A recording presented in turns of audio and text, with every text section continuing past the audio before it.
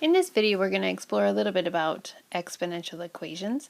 And I'm going to start with a slide you've already seen before from Unit 1 when we were looking at arithmetic and geometric sequences. And when you saw the line, you knew it was arithmetic. And if you saw this exponential curve, you knew that it was geometric. And that's what I would like to start with right there. In this example, we determined that the common ratio was the ratio of consecutive terms, so like 81 over 108, right? And if you reduce that fully, you get 3/4. So the common ratio between terms for this exponential was 3/4. In general, for exponential curves, I've got that common ratio, that common multiple that is being raised to an exponent, hence the name exponential. Okay, so in this point ratio method, what we're looking at here is how I can write the equation. So for lines, you know a couple of forms of equation. So now what I want to do is look at a couple of examples that you're going to write equations from theory. So if I have data, I'm going to use my calculator. If I have theory, where I have just a little bit of information, I should write this using the equation. So here we got a bell being hit in a school tower, and we're recording the pressure of the sound intensity. And at 4 seconds, the meter was reading 40 pounds per square inch, and after it was reading 4.7 pounds per square inch after 7 seconds. So I want you to first think about what makes sense if I were going to graph this to be on the x-axis, and what makes sense to be on the y-axis. So she remembers that sound decays exponentially with time. So on the x-axis, you would be putting time. On the y-axis, you would have sound intensity, and that makes your two coordinates then 4, 40, that is 4 seconds, 40 pounds per square inch, and 7 seconds, 4.7 pounds per square inch. Okay, so now we're ready to write the equation. So we have two values of x and y, but we don't have the common ratio, and that common ratio in this context is how much sound remains from 1 second to the next. Okay, so what's that rate of change from 1 second to the next? So let's fill in what we do know. We do know that x1, y1 in one of the equations would be that y1 is 40. I'd be multiplying by that rate of decay to the power of x minus 4 is one equation, and that's equal to y. And in the other equation, I have y would equal y1, which is 4.7, multiplied by that same value b to the x minus 7.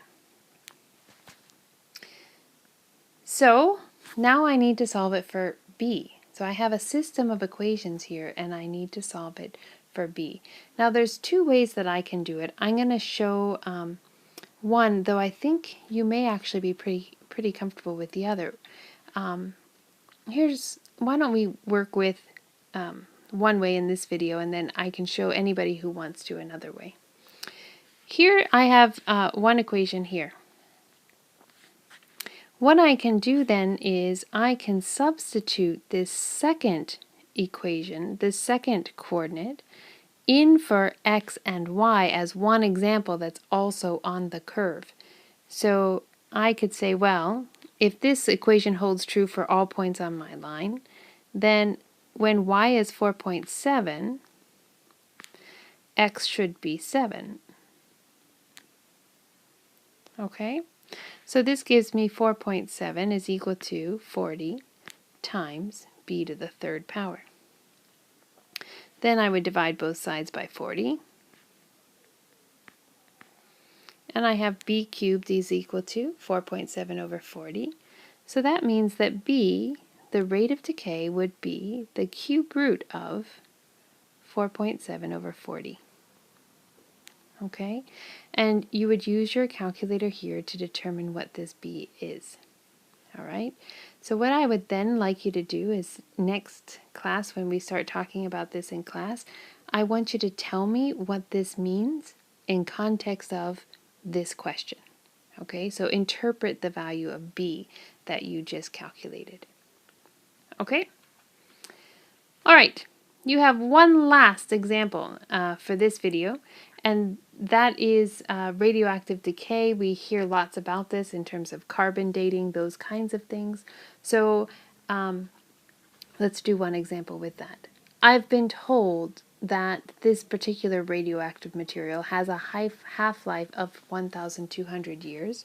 So here, T is recorded in years, and I want the rate that it decays per year.